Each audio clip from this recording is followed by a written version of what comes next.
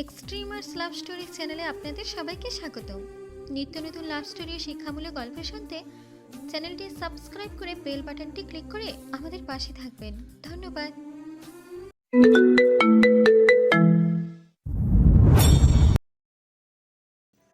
বজ্জাত খারুস একটা। জানি ফোন সাইলেন্ট মোডে রাখাটা আমার দোষ ছিল, কিন্তু ওনারও তো বোঝা উচিত আমার পরিস্থিতিটা কী ছিল। আমি কি গতকাল ওসবের হুঁশে ছিলাম? আর নাই বা বুঝুক, অন্তত আমাকে কথা বলার তো সুযোগ দিত। কৃতিকা এই বলেই মুখ ফিরিয়ে ফাইলের কাজে মনোযোগী হয়। অন্যদিকে আধির ঠিক তার পরপরই আচমকা নজর সরিয়ে কৃতিকাকে আর চোখে দেখে। পরক্ষণেই চাপা স্বরে তাচ্ছিল্যের সহিত আওড়াতে লাগলো, বিয়ের জন্য ছুটি চাই? হ্যাঁ, আমিও একটা ডাফার। কি না কি ভেবে বসেছিলাম। আমার বোঝা উচিত ছিল আমি স্বপ্নের দুনিয়ায় ভাসছি। এই বলতে না বলতেই আধির আচমকা কেশে উঠল। মাথাটা ঝিমঝিম করছে। গতকাল ভরা বাজারে বৃষ্টিতে একটানা ভিজে তার বেহাল দশা হয়েছে। যদিও সেই ঘটনার পর আরও 10 মিনিটের মতো সে বৃষ্টিতে দাঁড়িয়ে ভেজার পর গাড়িতে চড়ে বাড়ি ফিরে এসেছে, কিন্তু এতে যা হওয়ার তা তো হয়েই গিয়েছে। এমনিতে তার বৃষ্টিতে ভেজার ন্যূনতম অভ্যাস নেই। হালকা বৃষ্টির পানিতে তার অবস্থা খারাপ হয়ে যায়। অথচ সে গতকাল যা করেছে, না জানি আগামীতে তার অবস্থা কী দশা হয়। সেদিনের মতো অফিস শেষ করে কৃতিকা ইয়াশকে পড়াতে যায়। অতপর সোজা নিজের বাড়িতে চলে যায়। আমিনার মন মেজাজ খুব একটা ভালো না। সে খুশিও হতে পারছে না, আবার দুঃখ বিলাসীও হতে পারছে না। অদ্ভুত এক দোটানে পড়ে গিয়েছে সে। একই সাথে ঢাকা ছেড়ে বাড়ি ফেরারও সিদ্ধান্ত নিয়েছে। আর একটা দিন এখানে থেকে এরপর চলে যাবে।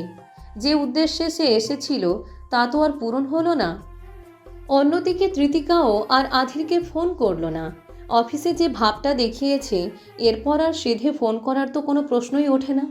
কিন্তু তার এই মনোবল কিছুক্ষণ বাদেই ভেঙে যায়। আমিনা ঘুমিয়ে গেলে প্রায় অনেকটা রাত করে সে এক প্রকার লুকিয়ে আচমকা আধিরকে ফোন করে বসে। উদ্দেশ্য তার আধিরের শরীর স্বাস্থ্য এখন কেমন আছে শুধু এইটুকু জানা। কিন্তু আধির ফোন ধরল না। প্রথমবারে কৃতিকা ভাবল হয়তো ঘুমিয়ে গিয়েছে। এই ভাবনায় সেও ঘুমিয়ে নিতে ধরেও আচমকা আবার ফোন করলো। আর এবার কৃতিকাকে চমকে দিয়ে আধির ফোনটা কেটে দিল। নিমিষেই কৃতিকার চোখ মুখ কুঁচকে যায়। সারা শরীরে রাগ তিরতির করে বেড়ে ওঠে। দাঁতে দাঁত পিষে সে চাপা স্বরে আওড়ায়, আজ তো খাটাস বজ্জাত খারুস আমার কল কেটে দিল, শেষ করে ফেলবো আমি। এভাবে রাতটা কোনো মতে পেরিয়ে যায়। কৃতিকাও ভেবে নেয় এই খারুশের আশেপাশে আর ভিড়বে না। এই ভাবনায় ভার্সিটির শেষে সে চুপচাপ অফিসে যায়। আজ আর সেধেও আধিরের কেবিনে যাবে না। কিন্তু পরক্ষণে সে নিজেই অবাক হলো এটা শুনে যে আধির নাকি আজ অফিসেই আসেনি। অতপর রফিক সাহেবের সাথে দেখা হওয়ার পর সে বলল, রায়ান স্যার অসুস্থ, হয়তো অনেক বেশি, নয়তো তার মতো মানুষ এত সহজে অফিস বাদ দিয়ে ঘরে বসে থাকবে না। রফিক সাহেবের কথায় কৃতিকা এটুকু তো আন্দাজ করে নেয় যে আধির সত্যি অনেক অসুস্থ। কিন্তু সে তো তার ফোনটাও তুলছে না। কথা বলতে না পারলে জানবে কি করে তার বর্তমান অবস্থা কী? যে মানুষটা তার জন্য এত কিছু করলো, মানবতার খাতিরে তার জন্য তো কিছু করা উচিত। কৃতিকা ভারী শ্বাস ফেলে নিজের কাজে মনোযোগী হওয়ার চেষ্টা করে, কিন্তু লাভ হয় না। কোনোভাবে কাজে মন লাগাতে পারছে না। ঘুরে ফিরে সেই আধিরের চিন্তায় মাথায় এসে ঘুরপাক খাচ্ছে। বারংবার এদিক ওদিক নজর ফিরিয়ে আধিরের কেবিনের দিকে তাকাচ্ছে, অথচ গম্ভীর মুখে খারুসটার কোনো দেখা নেই। কৃতিকা বেশ বিরক্ত হয়। অফিস টাইম শেষ হওয়ার আগেই সে অফিস হতে বেরিয়ে এলো। একে তো বাড়িতে তার কাকিমা আছে, অন্যদিকে আবার ইয়াসের কাছেও যেতে হবে। কিন্তু তার মন তো চাইছে অন্য কিছু। আধিরের বাড়ির পথ সে পুরোপুরি না চিনলেও হয়তো খোঁজ খবর নিয়ে বাসা অবধি পৌঁছেই যাবে। কিন্তু কথা তো তা নয়। একা একা আধিরকে না জানিয়ে তার বাসা অবধি যাওয়াটা কি ঠিক হবে? এত সব দ্বিধাদ্বন্দ্ব নিয়ে কৃতিকা অফিস হতে সোজা ইয়াসকে পড়াতে এসেছে। কিন্তু এখানে এসে যেন পড়ল আরেক ভেজালে। ঈশানী বাড়িতে নেই, সে তার প্রয়োজনে বাড়ির বাহিরে গিয়েছে। তবে ইয়াস আর হাফসা বেগম বাড়িতেই রয়েছে। কিন্তু সেই সুযোগে ইয়াস শুরু করেছে এক নতুন বাহানা। সে আজ পড়বে না, কারণ সে তার মামুর কাছে যাবে। অনেকদিন হলো তার সাথে দেখা না হওয়ায় ইয়াসের মন বেশ খারাপ। হাফসা বেগম সহ কৃতিকা শত বুঝিয়েও তাকে মানাতে পারল না। কথা তার একটাই, সে তার মামুর কাছে যাবে। বারবার চেঁচিয়ে সারা বাড়ি দৌড়াদৌড়ি করে বলতে লাগলো, আমার পাতির কাছে না নিয়ে গেলে আমি একটুও পারবো না। এদিকে হাফসা বেগম পড়ল মহা বিপত্তিতে। ঈশানী যদি এসে শোনে ইয়াস আজ পড়েনি, তাহলে সে এসে আবার নতুন কাহিনী করবে। আবার ইয়াসকে আধিরের কাছে নিয়ে যাওয়ার মতো তো কেউ নেই। এমন পরিস্থিতিতে সে করবেটা কি? এরই মধ্যে আচমকা তৃতিকা ইয়াসকে আশ্বস্ত করে বলল, আমি তোমার মামুর কাছে নিয়ে যাব, কিন্তু আগে তোমায় সব পড়া শেষ করতে হবে। তৃতিকার এই একটা কথাতে ইয়াস খুশিতে গদগদ হয়ে ওঠে। তৃতিকার কথা মতো সে আজ বেশ মনোযোগ দিয়ে সব পড়া শেষ করে। কিন্তু পড়া শেষ হতেই তৃতিকা পুনরায় একই ঝামেলায় আটকে যায়। তৃতিকা ভেবেছিল ইয়াস পড়ানোর মাঝেই বিষয়টা ভুলে যাবে, কিন্তু তা না হয়ে সে উল্টো তৃতিকার উদ্দেশ্যে বলতে লাগলো, তুমি মতো বগুড়াদের মতো মিশতে না, তুমি মিথ্যা বলছো আমায়। তোমার মতো মিশের কাছে আমি পারবো না। আমার স্কুলের মিস বলছিল, যারা মিথ্যে বলে তারা কখনোই ভালো হয় না। এই বলেই সে আবারও চেঁচামেচি শুরু করে দেয়। অন্যদিকে তৃতিকা নিজেও বুঝতে পারে না এই ছেলে সে কি করবে। মনে মনে সে বিরক্তি নিয়ে বলে ওঠে, যেমন মামা তেমন তার ভাগ্নি, দুটোই ঘাটতার আবাদর। এদিকে পরিস্থিতির বেগতিক দেখে হাফসা বেগম আচমকা তৃতিকার উদ্দেশ্যে বলল, মা, জানি না বলাটা ঠিক হবে কিনা, তুমি ওকে ওর মামুর বাড়িতে গিয়ে রেখে আসতে পারবে? সম্ভব হলে আমিই যেতাম কিন্তু। তৃতিকা শুরুতে এই প্রস্তাবে বেশ চমকে গেলেও পরক্ষণে ভাবল এটাই সুযোগ। ওই খারুসটার সাথে ফোনে তো কথা বলতে পারছে না, এবার না হয় ইয়াসের বাহানে সামনাসামনি গিয়ে কথা বলে আসবে। যদিও সন্ধ্যা হয়ে এসেছে, কিন্তু এই সুযোগ মোটেও হাতছাড়া করা যাবে না। এই ভাবনায় তৃতিকা সহজেই হাফসার কথাই রাজি হলো। তবে সে হাফসার সাথে কথা বলে এইটুকু বুঝল যে তারা আধিরের অসুস্থতার ব্যাপারে হয়তো কিছুই জানে না। তৃতিকার কাছে ব্যাপারটা অদ্ভুত লাগে। পরিবার থাকার পরও আধির আলাদা থাকে। যদিও আধির বলেছে তার একা থাকতেই ভালো লাগে, কিন্তু তবুও যেন কেমন ধোঁয়াশা ছড়িয়ে আছে এই ব্যাপারটাই। তৃতিকা এসব ভাবনা চিন্তা রেখে ইয়াসকে নিয়ে বেরিয়ে পড়ে। রাতের বেলা রিক্সা বা অন্য কিছুতে যাওয়াটা নিরাপদ হবে না দুজনের জন্য। এই ভাবনাই হাফসা তাদের জন্য চৌধুরী বাড়ির নিজস্ব গাড়ির ব্যবস্থা করে দেয়। অতঃপর ড্রাইভার নিয়েই তাদের দুজনকে আধিরের ফ্ল্যাট অবধি নিয়ে যায়। এরই মাঝে তৃতিকা তার কাকিমাকে ফোন করে জানিয়ে দেয় তার বাড়িতে ফিরতে কিছুটা দেরি হবে, তাই সে যেন দুশ্চিন্তা না করে। ঠিক সন্ধ্যা রাতে এসে তারা দুজন নির্দিষ্ট গন্তব্যে এসে পৌঁছায়, কিন্তু নিচে দাঁড়িয়ে থাকা গার্ডই প্রথম বাধা হয়ে দাঁড়ায়। তাদের দুজনে পরিচয় জানতে চাইলে ইয়াস আচমকা বলে ওঠে, আদির মামাকে গিয়ে বলুন আমরা এসেছি। মধ্যবয়স্ক গার্ড কিছুটা কপাল কুঁচকে বলে, কিন্তু আপনারা অধীর স্যারের কি হন তা তো বলবেন। তৃতিকা এবার কিছু বলতে নেবে তার আগে আবার ইয়াস আবারও বলে ওঠে, আমি মামুর ভাগ্নে এবং ভাতিজা দুটোই হই। ইয়াসের কথায় গার্ড আশ্বস্ত হয় এবং সে সোজা আধিরকে ফোন করে বলে, স্যার দুজন এসছে আপনার সাথে দেখা করতে। গার্ডের কথায় প্রত্যুত্তরে এক গম্ভীর কণ্ঠস্বর ভেসে এলো। কারা এসেছে?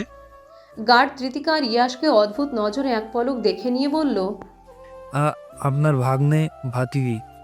ভাগ্নে অবধি ঠিক ছিল, কিন্তু ভাতিজিটাকে? তৃতিকা নিজেকে একবার দেখে নিয়ে কেসে উঠল। অন্যদিকে আধিরও কপাল কুঁচকে ভাবতে লাগলো গার্ড এসব কি বলছে। পরক্ষণে কি যেন ভেবে নিয়ে বিরক্তির ভঙ্গিতে মনে মনে আওড়ায়, ঈশানীকে ভাতিজি বানিয়ে দিয়েছে, ডাফার একটা। কিন্তু মুখে সে বলল, ঠিক আছে, ভেতরে আসতে দাও। এদিকে ভেতরে যাবার পারমিশন পেয়ে ইয়াস বেশ খুশি হলেও তৃতিকা আড়ালে মুখ ভেঙচিয়ে আওড়ায়, যত সব ঢং। গার্ডের ফোন ধরতে 2 সেকেন্ড লাগে না, আর এদিকে আমি যে ফোন করতে করতে পাগল হয়ে যাচ্ছি, তবুও উনি ফোন ধরেন না। কলিং বেল বেজে উঠতেই আধির তৎক্ষণাৎ দরজা খুলে বেরিয়ে এলো। পরনে ট্রাউজার আর কালো রঙের হুডি, হাতে একটা রুমাল। চোখ মুখ লাল হয়ে রয়েছে, বারংবার হাঁচি দিতে দিতে ফর্সা নাকটাও কেমন লালচে হয়ে উঠেছে, চুলগুলো বেশ এলোমেলো। নিজের সম্মুখে ইয়াসকে দেখে আধির বিস্তৃত হাসল। নিজে অসুস্থ বিধায় হুট করেই আর তাকে বরাবরের মতো কোলে তুলে নেওয়া হলো না, বরং সে ইয়াসের উদ্দেশ্যে বলল, বাডি, তুমি যে এইখানে আসবে তা আমায় আগে বলনি কেন? আর কেমন আছো তুমি? ইয়েস মামু, আমি তো অনেক ভালো আছি, কিন্তু তুমি কি অসুস্থ? তোমায় এমন দেখাচ্ছে কেন? আধির জোরপূর্বক হাসার চেষ্টা করে বাসের ভেতরের দিকে এগিয়ে যাওয়ার উদ্দেশ্যে পা বাড়িয়ে আওড়ায়। এই একটু বৃষ্টিতে ভিজে ঠান্ডা লেগে গিয়েছে। বাই দ্য ওয়ে, তোমার মাম্মাম কোথায়? মাম্মাম তো আসেনি। আধির এক প্রকার চমকে পেছনে ফিরে তাকায়। ইয়াশকে সন্দিহান দৃষ্টিতে চেয়ে দেখে বলল, ঈশানী আসেনি? তাহলে তুমি কার সাথে এসেছো? আধিরের কথা শেষ হতে না হতেই দরজার পাশ হতে আচমকা তৃতিকা বেরিয়ে আসে। আধিরকে এক প্রকার চমকে দিয়ে বলে ওঠে, আমার সাথে। আধির তৃতিকার হাস্যমুখ মুখশ্রীর দিকে বিস্ময়ের দৃষ্টিতে তাকিয়ে থাকে। এদিকে ইয়াশও বিস্তৃত হেসে বলে, ওই তো মিস তেতকা, সরি, মিস রসগোল্লার সাথে। ইয়াশের কথায় আধির নিরুত্তর থেকে তৃতিকার উদ্দেশ্যে বলল। আপনি এইখানে? তৃতিকা নিজেকে স্বাভাবিক রেখে বিস্তৃত হেসে টানা স্বরে বলল, আসসালামু আলাইকুম ওয়া রাহমাতুল্লাহি ওয়া বারাকাতু। আপনি ভালো আছেন স্যার? তৃতিকার অতিরঞ্জিত ভাবভঙ্গিতে আধির দাঁতে দাঁত চেপে চুপচাপ রইল। এদিকে নিচ হতে আধিরের হাঁটু সমান ইয়াশ বলে উঠল, তুমি কি আমার মিসকে ভুলে গেছো মামু? উনি কিন্তু অনেক ভালো। তৃতিকা এক পলক ইয়াশকে দেখে নিয়ে পরক্ষণেই আধিরের দিকে তাকিয়ে চাপা স্বরে বলল, আমাকে কি আর এত সহজে ভোলা যায়? ঘাড় তেড়াদের ঘাড় না মুটকে দিয়ে তো আমি ক্ষান্ত হই না প্রিয়। তৃতিকা সম্পূর্ণ কথাটাই দাঁতে দাঁত পিষে হেসে হেসে আওড়ায়। যথারীতি ইয়াশ তাতে কিছুই না বুঝলেও আধির ঠিকই কোনো মতে বুঝে যায়। সে চোয়াল শক্ত করে কিছু বলবে তার পূর্বেই তৃতিকা ইয়াশকে ঠেলে ভেতরে প্রবেশ করে এবং আধিরকে জোরপূর্বক সরিয়ে দিয়ে সোজা দরজা লাগিয়ে দেয়। অতপর ইয়াশের উদ্দেশ্যে তড়িঘড়ি করে বলল, ইয়াস, তুমি জানো তোমার মামুর ঘরে বড় একটা টিভি আছে? ওখানে অনেক সুন্দর কার্টুন হয়। তৃতিকার এহেন কথায় ইয়াশের কপাল কুঁচকে যায়। সে স্বাভাবিক স্বরেই বলে, হ্যাঁ, তা তো আমি জানি, কিন্তু আপনি কি করে জানলেন মিস? আপনি মামুর বাড়িতে এর আগেও এসেছিলেন? তৃতিকা ইয়াশের কথায় কেসে ওঠে। মনে মনে বিরক্তি ও হতাশার সাথে আওড়ায়, আজকালকার বাচ্চাগুলো আন্ডা থেকে বের হওয়ার আগেই পেকে যায়। অথচ সে সম্পূর্ণ স্বাভাবিক থেকে মুখে বলল, না, আমি তা বলছি না।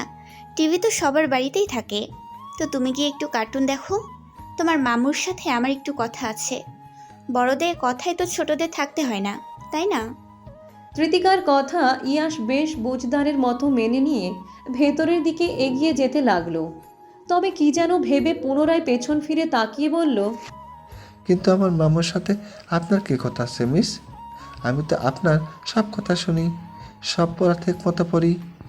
তৃতিকা আবারও হতাশ হলো। তবুও সে স্বাভাবিক স্বরে বলল, না না, তুমি তো আমার ব্রিলিয়ান্ট স্টুডেন্ট। তোমাকে নিয়ে কিছু বলার নেই। আমি যেমন তোমার মিস হই, তেমনি তোমার মামুও তো আমার স্যার হয়। তাহলে কি আমাদের দুজনের প্রয়োজনীয় কথা থাকতে পারে না?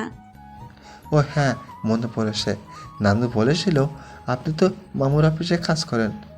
আচ্ছা, আমি তাহলে কার্টুন দেখতে যাচ্ছি, আপনারা তাড়াতাড়ি চলে আসবেন। ইয়াশ এই বলেই চলে যেতেই তৃতিকা ভারী শ্বাস ফেলে। পাশে ঘুরে আধিরের দিকে ফিরতেই দেখে সে বেশ গাম্ভীর্যের সাথে বুকে হাত গুজে দাঁড়িয়ে রয়েছে। তার তীক্ষ্ণ দৃষ্টি সম্পূর্ণ তৃতিকার দিকে নিক্ষিপ্ত। তৃতিকার ঠোঁট ভিজিয়ে ইতস্তত ভঙ্গিতে আওড়ায়, এভাবে তাকিয়ে আছেন কেন? আধির তৃতিকার প্রশ্নের উত্তর না দিয়ে উল্টো গম্ভীর স্বরে বলল, এইখানে এসেছেন কেন? এভাবে হঠাৎ আপনি আপনি করছেন কেন? এই বলে তৃতিকা থামতেই পুনরায় বিরক্তির সাথে বিড়বিড়িয়ে বলে, কি মুশকিল? এত কেন কেন করছি বা কেন? আবার একই জ্বালা। তৃতিকা বেশ বিরক্ত হলো নিজের প্রতি। হাতের সময় কম, অথচ সে কাজের কথা ছেড়ে কী সব বকছে। দূর চাই, আপনার সাথে কথা আছে আমার। আধির নির্বিকারের সহিত চলে যেতে পা এগিয়ে নির্লিপ্ত স্বরে আওড়ায়। আমার নেই।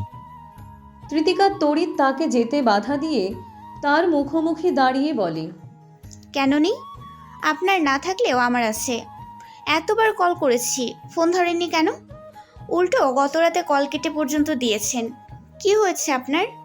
আমি ফোন করলে ধরেন না কেন? প্রয়োজন মনে হয় না তাই। আধিরের এহেন নির্লিপ্ততায় তৃতিকার চোয়াল শক্ত হলো। সে চাপা স্বরে বলে উঠল, গার্ডের ফোন ধরতে আপনার 2 সেকেন্ড লাগে না? বাকিদের ক্ষেত্রেও সব ঠিকঠাক, তাহলে আমার সাথে এমন কেন করছেন? আধির কিছুই না বলে তৃতিকার দিকে অপলক চেয়ে থাকে।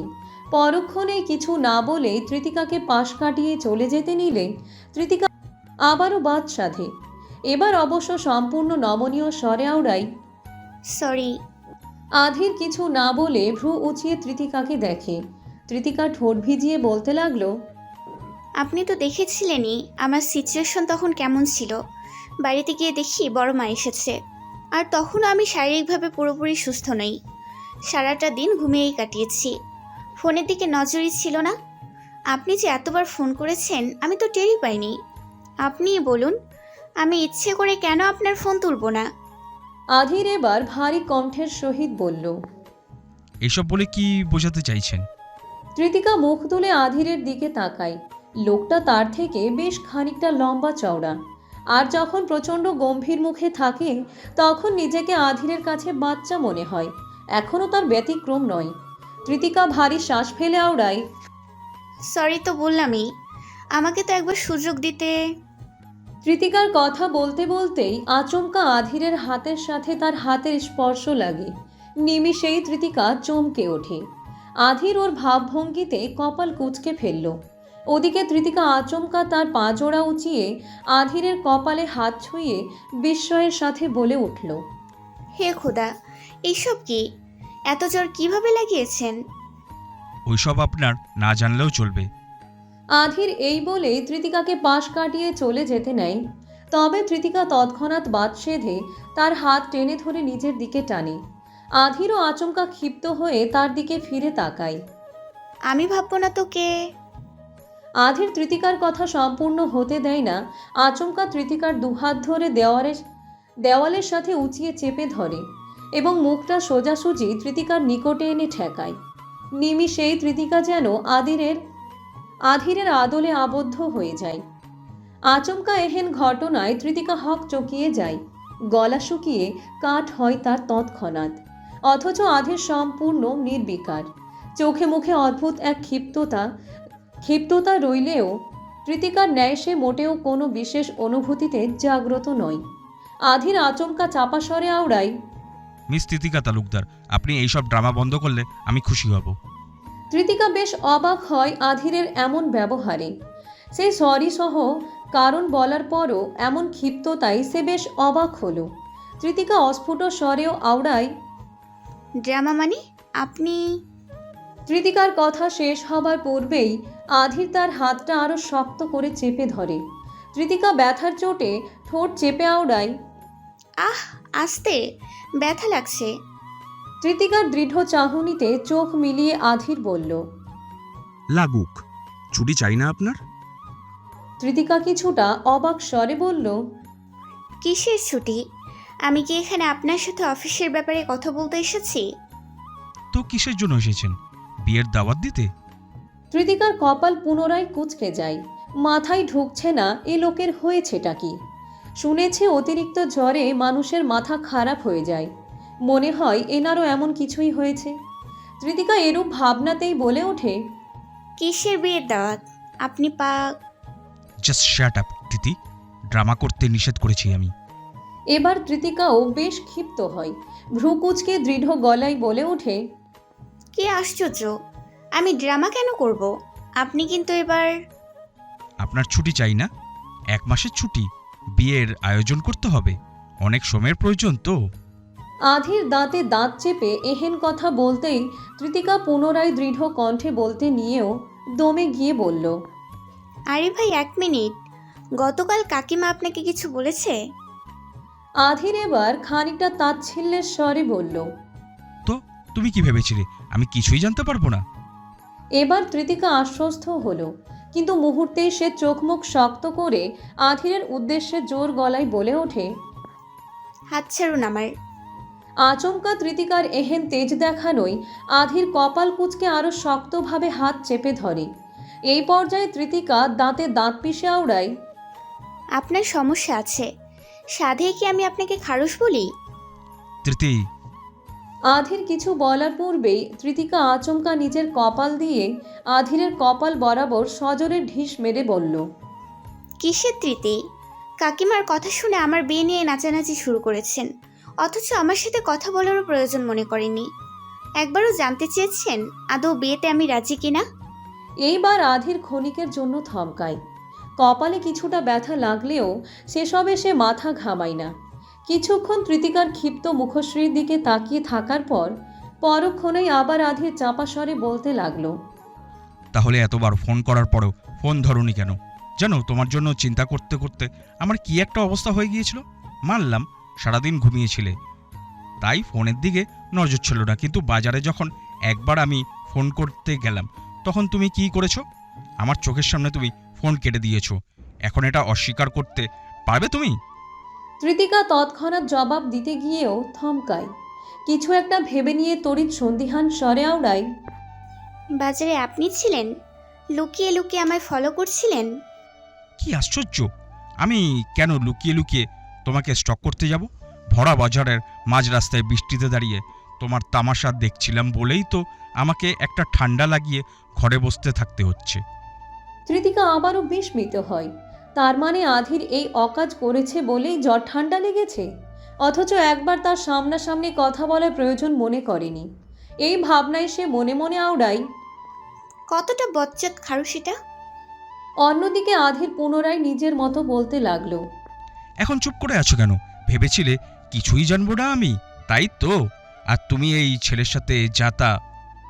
হুস, বেশি বোঝেন আপনি। আসিফ আমার বড় ভাই, সম্মান দিয়ে কথা বলবেন। আমি কেন সম্মান দিতে যাব? না আমি তাকে চিনি, আর না। আমাকে তো চেনেন, তাহলে সম্পর্কের খাতিরে সে আপনারও বড় ভাই। কারো কথাই আর সম্পূর্ণ হচ্ছে না। একজনের কথা কেড়ে নিয়ে আরেকজন শুরু করে দিচ্ছে। আবার পুনরায় একই ঘটনার পুনরাবৃত্তি ঘটছে। যথারীতি আধির এবারও জোর গলায় বলে ওঠে, এত বড় ভাই করছেন, তাহলে সে বড় ভাই আপনাকে হাত ধরে কেন? আর আপনার কাকিমা তার সাথে কেন আপনার বিয়ে দিতে চায়? কি আশ্চর্য, আপনি পাগল হয়ে গিয়েছেন? বড়মা বিয়ে দিতে চাইলে বিয়ে হয়ে গেল। আর যেখানে আসিফ ভাই রিলেশন করে, সরাসরি কাকিমাকে এটা অব্দি বলে দিয়েছে যে তার পছন্দ করা মেয়ে ব্যতীত আর কাউকেই সে বিয়ে করবে না। সেখানে কেন বারবার বিয়ে নিয়ে টানাটানি করছেন? আর আসিফ ভাই হাত ধরেছে মানে সে কবে আমার হাত ধরলো? আর ধরলেও বা আপনার সমস্যা কি? আমার সমস্যা কি মানে? উনি কেন আপনার হাত ধরবে? তৃতিকা এবার দাঁতে দাঁত চেপে আওড়ায়, তো কি আপনি আমার হাত ধরবেন? অবশ্যই, প্রয়োজন পড়লে তাই করব। এই পর্যায়ে আচমকা তৃতিকা থমকে যায়। সে আর কথা না বাড়িয়ে চুপটি করে দাঁড়িয়ে থাকে। তৃতিকাকে স্তব্ধ হতে দেখে আধিরও কিছুটা স্থির হয়। দুজনে একে অপরের দিকে তাকিয়ে থাকতে থাকতেই অজানা সংকোচের আদলে ঢেকে যেতে লাগলো। এরই মধ্যে আচমকা পাশ থেকে উৎসুক কণ্ঠে কেউ একজন বলে উঠল, তোমরা কি এই বয়সে মারামারি করছো? আচমকা ইয়াসের কণ্ঠস্বরে দুজনেই তৎক্ষণাৎ পাশে ফিরে তাকায়। ইয়াসকে অবাক দৃষ্টিতে তাকিয়ে থাকতে দেখে দুজনেরই হুঁশ ফেরে। আর এরই মাঝে তৃতিকা আচমকা এক উদ্ভট কাজ করে বসে। আধিরের হাতের বাঁধন আলগা হতেই হুট করেই সে আধিরকে সজোরে ধাক্কা দেয়। আধির তাল সামলাতে না পেরে ছিটকে সোজা সোফার কাছে গিয়ে পড়ে। অন্যদিকে তৃতিকাও উল্টো পাল্টা দিকে ছুটতে গিয়ে ধপাত করে উল্টে পা মচকে পড়ে যায়। একই সাথে তার কপাল গিয়ে ঠেকে কাঠের এক কোণার সাথে। নিমিষেই কপালের একাংশ ফেটে রক্ত গড়ায়। তা অবশ্য সামান্য হলেও তৃতিকা ব্যথার চোটে অস্ফুট স্বরে আওয়াজ করে ওঠে। অন্যদিকে আধির কিংবা ইয়াস দুজনের কেউই বুঝতে পারল না আচমকা এটা কি হতে কি হলো। দুজনেই আহাম্মকের ন্যায় তৃতিকার দিকে তাকিয়ে রইল। তৃতিকা সোফায় চুপটি করে বসে আছে। অবশ্য এখন তার কথা বলারও কোনো সুযোগ নেই, কারণ তার সম্মুখে হাঁটু গেড়ে গম্ভীর ভঙ্গিতে বসে আছে আধির। তার পাশে উৎসুক দৃষ্টিতে তাকিয়ে ইয়াস। আধির তৃতিকার কপালের ক্ষতস্থানে তুলো দিয়ে রক্ত পরিষ্কার করে তাতে ছোট একটা ব্যান্ডেজ টেপ লাগিয়ে দেয়। এইটুকু সময় তৃতিকা চুপচাপ থাকলেও পা নিয়ে পরক্ষণেই যেন মহা বিপত্তিতে পড়ল। পুরো পাটাই যেন মচকে গিয়েছে। কোনো মতেই স্বাভাবিকভাবে হাঁটতে পারছে না। এদিকে আধির এবার তৃতিকার পা ছুঁতে নিলেই তৃতিকা এক প্রকার চমকে উঠে বলল। এই কি করছেন? আধির কপাল কুঁচকে বলল। কি করেছি? আপনি আমার পা ছুঁচ্ছেন কেন? আধির এবার কড়া স্বরে জবাব দেয়। তা পা না ধরলে স্প্রে কিভাবে লাগাবো? আর সবচেয়ে বড় কথা, এইভাবে রিয়্যাক্ট কেন করছো? তৃতিকা আধিরকে এক পলক দেখে ইতস্তত স্বরে আওড়ায়। আপনি আমার বড়। তো তো মানে বড় হয়ে ছোটদের এভাবে পা ধরাটা ঠিক না। তৃতিকার আমতা আমতা অভিব্যক্তিতে আধির গম্ভীর স্বরে বলল। চুপ করে বসে থাকুন। এই বলেই সে তৃতিকার পা টেনে নিজের হাঁটুতে ঠেকিয়ে স্প্রে লাগানোর জন্য হাত বাড়ায়। আর অমনি তৃতিকা পুনরায় বিস্ময়ে বলে ওঠে। আরে আবারও কথা শুন। তৃতিকার কথা শেষ হবার পূর্বেই আধির এক প্রকার ধমকের স্বরে বলল। Just shut up. চুপ করে বসে থাকতে বলেছি। আবার পাকনামি করতে এলে সোজা মেরে ফেলবো। নিমিষেই তৃতিকা মনে মনে ক্ষিপ্ত হয়ে আওড়ায়। কিছু হলে মেরে ফেলার হুমকি দেয়। আল্লাহই জানে এ কোনো জেল থেকে পালিয়ে আসা ফাঁসির আসামি টাসামি কিনা। আধির ব্যথানাশক স্প্রে দিয়ে আলতোভাবে তৃতিকার বাম পা দু হাতে নাড়িয়ে চাড়িয়ে স্বাভাবিক করার চেষ্টা করে। একই সাথে তৃতিকাও অস্ফুটে চাপা স্বরে আওড়ায়। আস্তে করুন, ব্যথা পাচ্ছি তো। আধির দাঁতে দাঁত পিষে তৃতিকার দিকে মুখ তুলে চায়। ভাবভঙ্গি এমন যেন তৃতিকাকে আস্ত চিবিয়ে খাবে। আধিরের চাহনিতে তৃতিকা তটস্থ হয়। আধির পুনরায় নিজের কাজে মনোযোগী হয়ে বলল। বেশি পাকনামি করার ফল এইসব। তৃতিকা আর কিছুই বলল না। পাশে ইয়াস দাঁড়িয়ে আছে। না জানি এই বাচ্চা আবার কী সব ভাবছে। এরই মধ্যে ইয়াস তৃতিকার উদ্দেশ্যে নমনীয় স্বরে বলল। মিস, আপনার কি অনেক কষ্ট হচ্ছে? আম রিয়েলি সরি মিস, আমার জন্যই আপনাকে এখানে এসে ব্যথা পেতে হলো। ইয়াসের করুণ মুখের দিকে চেয়ে তৃতিকার মায়া হয়। সে বিস্তৃত মুচকি হেসে আওড়ায়। আমি একদম ঠিক আছি, তুমি মোটেও চিন্তা করো না। তৃতিকা আর ইয়াসের কথার মাঝেই আধির আচমকা তার যথাযথ কাজ করে ফেলে। তৃতিকা পা মচকে গিয়েছে বিধায় তাতে হালকা নাড়িয়ে কোনো কাজ হতো না। এক্ষেত্রে পাটা ধরে সোজা ঘুরিয়ে মোচড় দিতে হতো। আর আধির সুযোগ বুঝে এটাই করেছে। কিন্তু এতে যেন তৃতিকার জান পাখি উড়ে যায় উপক্রম। সে অকস্মাৎ নিজেকে সামলাতে না পেরে আধিরের দিকে চোখ রাঙিয়ে কাঁদো কাঁদো গলায় চিৎকার করে ওঠে। আপনি মানুষ না অমানুষ, আপনার মতো জালিমের ওপরে খোদা ঠাডা ফেলুক। তৃতিকার এহেন কথা শুনে ইয়াস অজান্তেই হেসে ফেলল। অন্যদিকে আধির তাচ্ছিল্যের সহিত বলল। আগে আবার পাকনামি বন্ধ হোক। তৃতিকা আর কিছু না বলেই নিজেকে সামলে নেয়। ব্যথার চোটে অজান্তেই চোখে জল নেমে এসেছে। সে ঠোঁট চেপে কান্না থামিয়ে পাটা এদিক সেদিক করে দেখে। না, এখন আর আগের মতো ব্যথা করছে না। তৃতিকা কিছুটা অবাক হয়ে আধিরের দিকে তাকায়। আধির মৃদু হেসে আওড়ায়। কি দিনকাল পড়ল! রোগী দেখতে এসে মানুষ নিজেই রোগী হয়ে যায়, আর পরে সেই রোগীকে আবার রোগীই সারায়। তৃতিকা আর কথা বাড়ায় না, আলতোভাবে মিনমিনিয়ে বলে। ধন্যবাদ। আধির ভ্রু উঁচিয়ে তৃতিকাকে এক পলক দেখেই মৃদু হাসে।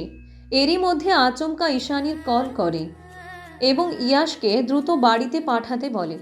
আধির কথা না বাড়িয়ে ঈশানীর মন্তব্যের সম্মতি জানায়। আরও বেশ কিছুটা সময় থাকার পর প্রায় 8টার দিকে দুজনে বাড়ি ফেরার সিদ্ধান্ত নেয়। ইয়াসের জন্য তো নিচে বাড়ির গাড়ি রয়েছেই, কিন্তু চিন্তা হলো তৃতিকাকে নিয়ে। আধিরের মতে পাকনামি করে সে আবারও একা যেতে চাইছে, কিন্তু তৃতিকার মতে এই সময় তেমন কিছুই হবে না। আর রাতের বেলায় গাড়ি করে কিংবা অন্য কারোর সাথে বাড়ি গেলে যদি তার কাকিমা সন্দেহ করে, তাহলে তা আবার নতুন সমস্যা। মূলত যাবার আগ মুহূর্তেও দুজনের এসব নিয়ে কথা কাটাকাটি হচ্ছে। আমি বললাম তো কিছুই হবে না আমার, আমি একাই যেতে পারবো। তৃতিকার কথাই ন্যূনতম তোয়াক্কা না করে আধির পুনরায় বলল। বেশি কথা বলবেন না, আর পাকনামি তো একদমই করবেন না। প্রতিবার মাতব্বরি করো, দেখেই তো তোমার এই অবস্থা। তৃতিকা দাঁতে দাঁত চেপে বলল। আগে যা হওয়ার হয়েছে, এখনো আপনি আমাকে বাচ্চা ভাবেন নাকি? মোটেও না, তুমি বাচ্চা না, চৌ বাচ্চা। আধিরের ভাবলেশহীন জবাবে তৃতিকার ইচ্ছে হলো খুশি মেরে আধিরের সরু নাকটা ফাটিয়ে দিতে। একই সাথে সে মনে মনে বিড়বিড় করে আওড়ায়, না কুচু খারুস। এদিকে আধির পুনরায় কথা বলতে নিলে আচমকা কেসে উঠল। জ্বরটা হয়তো বাড়ছে, মাথাটাও বেশ ঝিমঝিম করছে। আধির আর বেশি কথা না বাড়িয়ে খানিক নমনীয় স্বরেই বলে, জেদ করো না তিতি, ইয়াসের সাথে যাও, ড্রাইভার তোমায় বাড়ি পৌঁছে দেবে। এবার তৃতিকার এসব হতে ধ্যান সরে গিয়েছে। সে অকস্মাৎ আধিরের উদ্দেশ্যে নমনীয় স্বরে আওড়ায়, আপনার কি খারাপ লাগছে? আধির তৃতিকার উৎসুক দৃষ্টির দিকে তাকিয়ে আনমনে মৃদু মুচকি হাসে। তাকে আশ্বস্ত করে বলে, কিছু হয়নি আমার। তৃতিকার কপালে কিছুটা চিন্তার ভাঁজ। সে পুনরায় একই স্বরে বলল, আপনি নিজের প্রতি হেয়ালি করা বন্ধ করুন, নিজের প্রতি যত্নশীল হন। তৃতিকার কথায় আধির মৃদু তাচ্ছিল্যের সহিত হেসে বলে, আমি হেয়ালি করি? এতগুলা বছর একা থেকেছি দিদি, এইসবের অভ্যস্ত আমি। আমার চিন্তা না করে তুমি বরং তোমার চিন্তা করো। যে খামখেয়ালি জীবন তোমার, ঘুমাতে নিলেও তো আমার দুশ্চিন্তা হয়। তৃতিকা আর কথা বাড়ায় না। সে আধিরকে নিয়েই ভাবছে। কেন যেন মনে হচ্ছে রাতের মধ্যে আধিরের পরিস্থিতি খারাপ হতে পারে। যদিও সে এমন কিছু কখনোই চায় না, কিন্তু মস্তিষ্ক হতে তো দুশ্চিন্তা আর কমছে না। তবুও তৃতিকা বাসা হতে বেরিয়ে যেতে পা বাড়ায়। ইয়াশ ইতিমধ্যে ড্রাইভারের সাথে নিচেও নেমে গিয়েছে। আপাতত ফোনে আধিরের অনুমতি পেলেই সেও চলে যাবে। তৃতিকা শেষমেশ বাসার দরজার কাছে এসে দাঁড়িয়ে আধিরের উদ্দেশ্যে বলল, শুনুন, আমি আসছি, নিজের খেয়াল রাখবেন। আধির মৃদু হেসে মাথা ঝাঁকিয়ে বলে, হুম। তৃতিকা এই বলে সামনের দিকে ফিরেও পুনরায় ঘুরে আধিরের দিকে তাকায়। আবারও সেই চিন্তিত ভঙ্গিতে বলে ওঠে, বেশি রাত জাগবেন না, আর রাতে কোনো সমস্যা হলে আমায় ফোন করবেন। আধির ভ্রু উঁচিয়ে বলে, এতে কি হবে? এতে কি হবে মানে? আমি জানতে তো পারবো আপনি ঠিক আছেন কিনা। যদি শোনো আমি ঠিক নেই, তাহলে কি করবে? আধিরের নিস্পৃহে বলা কথাতেও তৃতিকার অস্বস্তি বোধ হয়। সে ইতস্তত ভঙ্গিতে কিছুক্ষণ স্তব্ধ মূর্তির ন্যায় দাঁড়িয়ে থাকা আধিরকে দেখে নিয়ে আবারও চলে যেতে পা বাড়ায় এবং আবারও সে পেছন ঘুরে ফিরে তাকায়। আধির এবার অজান্তে কিঞ্চিত হেসে ফেলল। অন্যদিকে তৃতিকা পুনরায় একই ভঙ্গিতে বলল, নিজের প্রতি যত্নশীল হন, নিজের ঠিকমতো খেয়াল রাখবেন, ঠিক আছে? আধির তৃতিকার দিকে অপলকভাবে চেয়ে রয়েছে। সে কথা বলে থামতেই আধির নিস্পৃহে বলল, তিতি, থেকে যাও। এই পর্যায়ে আধিরের এহেন নির্বিকার অভিব্যক্তিতে তৃতিকা চমকায়। তবুও সে অনিমেষেই বলে ওঠে, বাড়িতে বড় মা রয়েছে, তাকে কিছু বলে আসিনি। আগামীকাল সকালে সে চলে যাবে, তখন না হয় আমি আসছি। তৃতিকা তার কথা সমাপ্ত রেখেই এবার সম্পূর্ণভাবে দরজার সীমা অতিক্রম করে। অন্যদিকে আধির আচমকায় তাকে আবারও থামিয়ে বলল, তিতি। তৃতিকা তৎক্ষণাৎ থেমে আধিরের দিকে চাতকের ন্যায় ফিরে তাকায়। আধির আনমনে নির্বিকারে হেঁটে এগিয়ে এসে তার মুখোমুখি হয়ে দাঁড়ায়। পরক্ষণে পাশের সেলফের ভেতর হতে একটা চাবি বের করে তৃতিকার দিকে এগিয়ে দিয়ে বলল, এটা নাও। তৃতিকা উৎসুক দৃষ্টিতে চেয়ে বলে, এটা কি? এটা বাসার এক্সট্রা চাবি। আধিরের নির্লিপ্ত অভিব্যক্তিতে তৃতিকা কিছুটা অবাক হয়। সে খানিক দ্বিধার স্বরে বলে, কিন্তু তৃতিকার কথা শুরু হবার আগেই আধির বলে ওঠে, নিজের কাছেই রাখো, হয়তো তোমার কাজে লাগবে। ঘড়ির কাঁটাই এখন বেশ গভীর, অথচ তৃতিকার চোখে ঘুম নেই। সে কোনো মতেই ঘুমোতে পারছে না। অথচ তার পাশে ঘুমিয়ে থাকা আমিনা যেন কোনো ভিন্ন জগতে তলিয়ে গিয়েছে। চারপাশে কি হচ্ছে না হচ্ছে তাতে তার কোনো ধ্যান নেই। কিন্তু তৃতিকার ভেতরে চলমান অস্বস্তিত্ব তাকে একটুও শান্তিতে ঘুমোতে দিচ্ছে না। তৃতিকা সময় মতোই বাড়ি ফিরে এসেছে। আমিনাও আর এই নিয়ে কোনো সন্দেহ করেনি। অবশ্য তার সেই মন মানসিকতাই আর নেই। আগামীকাল ভোর হলেই আসিফ আসবে এবং তাকে সকাল সকাল বাড়ি ফেরার উদ্দেশ্যে ঢাকা ছাড়তে হবে। মন মেজাজও তার তেমন ভালো নেই। তৃতিকা ফিরতেই দুজনে মিলে কোনো মতে খেয়ে নিয়ে ঘুমিয়ে পড়েছে। কিন্তু তখন হতে এখন অবধি তৃতিকা একবারও শান্তিতে চোখের পাতা দুটো এক করতে পারেনি। এই পর্যায়ে তৃতিকা বিছানার ছোট্ট জায়গাটিতেই নড়াচড়া শুরু করলো। না, কোনোভাবেই ঘুম আসছে না। মাথার মধ্যে সেই এক আধিরের চিন্তা। না জানি তার এখন কি অবস্থা। জ্বর কি কমেছে নাকি বেড়েছে? আর যদি বেড়ে যায় তবে সে একা একা নিজেকে কিভাবে সামলাচ্ছে? কৃতিকার এসব ভাবনা চিন্তার মাঝেই বারবার নড়ে চড়ে ওঠায়। পাশে ঘুমিয়ে থাকা আমিনা আচমকা জেগে যায়। সে পাশে ফিরে দেখে তৃতিকা কেমন যেন করছে। সে দ্রুত উঠে বসে চিন্তিত ভঙ্গিতে তৃতিকার উদ্দেশ্যে বলল, কি রে, কি হয়েছে তোর? আচমকা আমিনাকে জেগে উঠতে দেখে তৃতিকা আরও বেশি ভড়কে যায়। এখন আমিনাকে সে কি বলবে? তৃতিকা নিজেও উঠে বসে, আমিনার দিকে নিস্তেজ ভঙ্গিতে তাকায় এবং মিনমিনিয়ে আওড়ায়, বড় মা, আমার বুকে ব্যথা করছে। আমিনা এবার আরও দুশ্চিন্তায় পড়ে যায়। সে ভীষণ ঘাবড়ানো কণ্ঠস্বরে বলে, কি রে, কি বলিস এসব? এখন হাসপাতালে যাওয়া লাগবো? আল্লাহ গো, রাত বিরাইতে এইসব মুসিবত। আচমকা আমিনাকে এত উদ্বিগ্ন হতে দেখে তৃতিকা দ্রুত নিজেকে সামলে নেয় এবং আমিনাকে আশ্বস্ত করে আওড়ায়, কাকিমা, কাকিমা, কিছু হয়নি আমার, খালি একটু শ্বাসকষ্ট হচ্ছে। মনে হচ্ছিল আমি ঠিক হয়ে গিয়েছি। সত্যি বলছিস তো? আচ্ছা, তুই কি কোনো কিছু নিয়ে দুশ্চিন্তা করছিস? তোর চোখ মুখ কেমন যেন শুকিয়ে এসেছে। তৃতিকার এহেন কথায় বেশ অবাক হলো। সে কি সত্যি খুব বেশি চিন্তা করছে? তৃতিকা ভারী শ্বাস ফেলে বলল, না, তেমন কিছু না। আচ্ছা, তুমি ঘুমিয়ে যাও, শুধু শুধু তোমার ঘুমের 12টা বাজিয়ে দিলাম। এই বলে তৃতিকা বিছানা হতে নেমে এক গ্লাস পানি খেয়ে নেয়। এদিকে আমিনা তার উদ্দেশ্যে আবারও বলে, সত্যি করে বল না, তেমন হলে ডাক্তারের কাছে যেতে হবে। এ অসুখ সে অসুখ না বড় মা, তুমি ঘুমিয়ে যাও। তৃতিকার অভিব্যক্তিতে আমিনার কপাল কুঁচকে যায়। এ অসুখ? এ অসুখ সে অসুখ নয়তো কোন অসুখ? মেয়েটা হঠাৎ কী সব কথা বলছে? কিছুটা সন্দিহান দৃষ্টি তৃতিকাকে এক পলক দেখে নিয়ে সে আলগোছে ঘুমিয়ে পড়ে। ভোরবেলায় বাস আসবে, তাড়াতাড়ি না ঘুমালেও সমস্যা। আমিনা রাতে বেশ ভালো মতো ঘুমালেও তৃতিকার মোটেও ঠিক মতো ঘুম হয়নি। সারা রাত সে হুঁশপিস করেই জেগেছে। আবার সকাল সকাল উঠে আমিনার জন্য রান্নাও করেছে।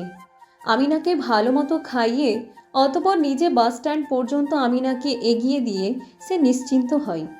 তবে এই নিশ্চিন্ততা ক্ষণিকের, কেননা তৃতিকা বাস স্ট্যান্ড থেকেই সোজা বাজারে চলে যায়। এই জায়গায় ভোরবেলাতেও বেশ ভালো বাজার সদাই পাওয়া যায়। হাতে কিছু টাকা নিয়ে বাড়ি হতে বেরিয়েছিল বিধায় এখন সে তার প্রয়োজন মতোই জিনিসগুলো কিনে সোজা বাসায় চলে এলো। বাসায় এসে আবার নতুন কাজে লেগে পড়ল। আধিরের পছন্দ সম্পর্কে তার তেমন ধারণা নেই, তবে এইটুকু বুঝেছে সে একদমই ঝাল খেতে পারে না। যথারীতি আদিরের বর্তমান অবস্থার সাথে মানানসই খাবারগুলো একদম ঝাল ছাড়াই সে রাঁধতে লাগলো। অতপর সকাল 8টা বাজতে না বাজতেই সে সেসব নিয়ে বাড়ি হতে বেরিয়ে পড়ল। আধিরের বাসায় পৌঁছানোর আগে বাজার থেকে আরও কিছু ফলমূল কিনে সোজা তার নির্দিষ্ট গন্তব্যে চলে যায়। এদিকে ফ্ল্যাটের নিচে থাকা গার্ড তাকে দেখে অমায়িক হেসেই বলে, ওহ, কালকের খালা আম্মা আপনার ছোট চাচাকে দেখতে আসছেন। যান যান, ভেতরে যান। আচমকা এহেন কথাবার্তা শুনে তৃতিকা বিষম খেল। পেছন ফিরে আগ বাড়িয়ে আজ কিছু বলতে চেয়েও সে থেমে যায়। আগে ছিল ভাতিজি, এখন সোজা আধিরকে ছোট চাচা বানিয়ে দিল। মানুষজনের এমন আহাম্মকের মতো কাজকর্ম করতে দেখলে তার বেশ অবাক লাগে। নিজে থেকে এত কিছু না বলে একবার জিজ্ঞেস তো করা উচিত। তৃতিকা কথা না বাড়িয়ে সোজা আধিরের বাসার সামনে এসে দাঁড়ায়। দুহাতে তার বড় সড়ো দুটো ব্যাগ। তড়ি ঘড়ি করে হাতের কনুই দিয়ে কলিং বেল চাপতে গিয়েও সে থেমে যায়। ভেতরে আধির কোন অবস্থায় আছে কে জানে। এভাবে কলিং বেল বাজানোটা কি ঠিক হবে যদি সে অনেক বেশি অসুস্থ থাকে? তৃতিকা এসব ভাবনা চিন্তা করতে করতেই আচমকা তার চাবির কথা মনে পড়ে। আধির তো গতকাল তাকে বাসার চাবি দিয়েছিল, নিশ্চিত এখনও তা তার ব্যাগেই রয়েছে। তৃতিকা একটা ব্যাগ নিচে রেখে দ্রুত ব্যাগ থেকে চাবিটা খুঁজে বের করে এবং তড়িঘড়ি করে দরজাটা খুলে বাসার ভেতরে প্রবেশ করে। অতপর দরজাটা আলগোছে লাগিয়ে দিয়ে ব্যাগগুলো সাথে নিয়ে যায়। চারপাশ অন্ধকারে ডুবে রয়েছে, আশেপাশে লাইটও জ্বালানো হয়নি। দিনের বেলাতেও কেমন রাত্রির মতো অনুভূত হচ্ছে। তৃতিকা বুঝে যায় আধির এখনও ওঠেনি। সেক্ষেত্রে কলিং বেল না বাজিয়ে ভালোই করেছে। তৃতিকা দ্রুত চারপাশের পর্দাগুলো সরিয়ে দিয়ে ঘরটাকে আলোকিত করে। অতঃপর ব্যাগগুলো টেবিলের উপর রেখে সোজা চলে যায় আধিরের রুমের দিকে। রুমের দরজাটা লাগানো, তৃতিকা খানিক সংকোচ বোধ হচ্ছে, তবুও সে দরজাটা আলগোছে ঠেলে দিয়ে মাথা উঁকি দিয়ে ধীর আওয়াজে বলল, আপনি ঠিক আছেন? কথা বলতে বলতেই তৃতিকার নজর আধিরের দিকে পড়ে। নিমিষেই সে খানিক ঘাবড়ে যায়। আধির বিছানার এক কোণায় গুটিয়ে শুয়ে আছে। দূর হতে দেখে মনে হচ্ছে যেন সে কাঁপছে। তৃতিকা দৃঢ় পায়ে তার কাছে এগিয়ে যায়। আধিরের পাশে অনিমেষেই বসে পড়ে তার উদ্দেশ্যে বলল, কি হয়েছে আপনার? বেশি খারাপ লাগছে? এই বলতে না বলতে তৃতিকা আধিরের গায়ে কপালে হাত ছুঁয়ে দেখে। নিমিষেই বিস্ময়ে তার চোখ ছানা বড়া। সে প্রচণ্ড ঘাবড়ানো কণ্ঠস্বরের সহিত আওড়ায়, হায় খুদা, এত জ্বরের আশেপাশে উনি একা একা কিভাবে থাকেন? 2 দিন বাদে এভাবে পড়ে মরে থাকলেও তো কেউ জানবে না। তৃতিকা আশেপাশে খেয়াল করে দেখে জ্বর কমানোর জন্য আশেপাশে কোনো জলপট্টিরও ব্যবস্থা নেই। সে বেশ দুশ্চিন্তায় পড়ে যায়। এমন অবস্থায় উচিত ছিল সারা রাত জলপট্টি দিয়ে জ্বর কমানো, অথচ এখানে তেমন কিছুই নেই। এর মানে না জানি সারা রাত তার কত জ্বর গিয়েছে। এই পর্যায়ে তৃতিকার নিজের প্রতি রাগ হলো। কিভাবে পারলো একা একা আধিরকে এই অবস্থায় রেখে যেতে? এই জন্যই হয়তো চিন্তায় তার সারা রাত ঘুম আসেনি। অবশ্য এখন আর নিজেকে দোষারোপ করেই বা কী লাভ? সে চাইলেও গত রাতে এখানে থাকতে পারত না। তৃতিকা আর এই সকল বিষয়ে ভেবে সময় নষ্ট করতে চাইল না। সে দ্রুত পায়ে রুম থেকে বেরিয়ে গেল। আধির এখনও চোখ খুলেনি। হয়তো অতিরিক্ত জ্বরের কারণে ঠিকঠাক নিজের হুঁশেই সে নেই। কিছুক্ষণের মাঝেই তৃতিকা নিজেই খুঁজে খুঁজে একটা বড়সড় বাটিতে পানি ও ছোট তোয়ালে নিয়ে হাজির হলো। আধিরের পাশে চুপটি করে বসে তার কপালে জলপট্টি রাখে। এভাবে বেশ কিছুক্ষণ সময় নিয়ে জলপট্টি রেখে গরম হলে পুনরায় পানিতে ভিজিয়ে ঠান্ডা করে নেয় এবং আবারও আধিরের কপালে সযত্নে রেখে দেয়। এভাবেই প্রায় অনেকক্ষণ সময় অতিক্রম হলে তৃতিকা খেয়াল করলো আধিরের জ্বর অনেকটাই কমে এসেছে। সে এতে স্বস্তিতে শ্বাস ফেলল। যদিও আধির এখন অবধি চোখ খুলে তাকে দেখেনি, কেননা জ্বর কমতে না কমতেই আধির সোজা ঘুমের ঘোরে হারিয়ে গেল। অন্যদিকে তৃতিকা কাবার থেকে আরও একটা কম্বল বের করে আধিরের গায়ে মুড়িয়ে দেয় এবং নিচে আলগোছে রুম থেকে বেরিয়ে পড়ে। প্রায় 1.5 হতে 2 ঘন্টা পর সূর্যের আলো পুরোপুরি পর্দা ভেদ করে কক্ষের ভেতরে প্রবেশ করে এবং তা এসে সরাসরি লাগে আধিরের মুখ বরাবর। এতে তার ঘুমের ব্যাঘাত ঘটতেই সে কিছুক্ষণের মধ্যেই আড়মোড়া ভেঙে ঘুম থেকে জেগে ওঠে। আধির বিছানায় হেলান দিয়ে বসে মাথাটা ঝিমঝিম করছে।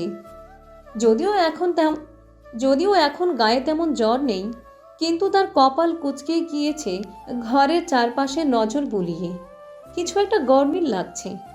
আধির সন্দিহান দৃষ্টিতে আশপাশ তাকিয়ে দেখার পর আচমকাই গম্ভীর স্বরে ডাকে, তিতিকা, তুমি কি এসেছো? এই বলেই আধির দরজার পানে চাতকের ন্যায় চেয়ে থাকে, কিন্তু কোনো সাড়া শব্দ না পাওয়ায় সে ভারী শ্বাস ফেলে দরজা হতে নজর সরিয়ে নেয়। মাথাটা নুইয়ে আনমনেই সে তাচ্ছিল্যের সহিত মৃদু হেসে ফেলে। কিন্তু কিছুক্ষণের মাঝেই তাকে চমকে দিয়ে কেউ ঘরের ভেতর প্রবেশ করে। আধির মুখ তুলে সে ব্যক্তিটির দিকে তাকাতে বিস্মিত হয়। তৃতিকা একটা ট্রেতে করে তার জন্য কিছু খাবার নিয়ে আসছে। আধিরকে তাকাতে দেখে সে মুচকি হেসে বলে, এখন কেমন লাগছে? জ্বর কমেছে? এই বলতে না বলতেই তৃতিকা ট্রেটা পাশে টেবিলের উপর রেখে আধিরের সম্মুখে বসে পড়ল এবং আচমকায় আধিরের কপালে হাত ছুঁয়ে বলল, যাক, জ্বর কমেছে তবে। এই বলেই সে হাতটা সরিয়ে নেয়। এদিকে আধির এখনও তাকে অবাক চোখে নিষ্পলক নজরে তাকিয়ে তাকিয়ে দেখছে। কিছুটা সময় নিয়ে আধির তৃতিকার উদ্দেশ্যে বলল, কখন এসেছো? এই তো প্রায় অনেকক্ষণ আগেই। ভেতরে এলে কি করে? আধিরের তীক্ষ্ণ অভিব্যক্তিতে তৃতিকা মৃদু হেসে বলল, ভুলে গেলেন? গতকালই না আপনি আমায় বাসার চাবি দিয়েছিলেন? আচ্ছা, আপনি তো বলেছিলেন চাবিটা আমার কাজে লাগবে। তা আপনি কি জানতেন যে আমি আজ সকাল সকাল এখানে চলে আসব? আধির এক মনে তার দিকে তাকিয়ে থাকে, কিন্তু কোনো জবাব দেয় না। উত্তর না পেয়ে তৃতিকা ইতস্তত বোধ করে নজর সরিয়ে নেয়। এরই মধ্যে সে খেয়াল করে আধির নজর ফিরিয়ে ঘড়ির দিকে তাকাচ্ছে। নিমিষেই তার কপাল কুঁচকে যায়। সে খানিকটা সন্দিহান স্বরে আধিরের উদ্দেশ্যে বলল, আপনি কি কোথাও যাওয়ার চিন্তা ভাবনা করছেন? আধির নির্বিকারে বলে। অফিস যেতে হবে।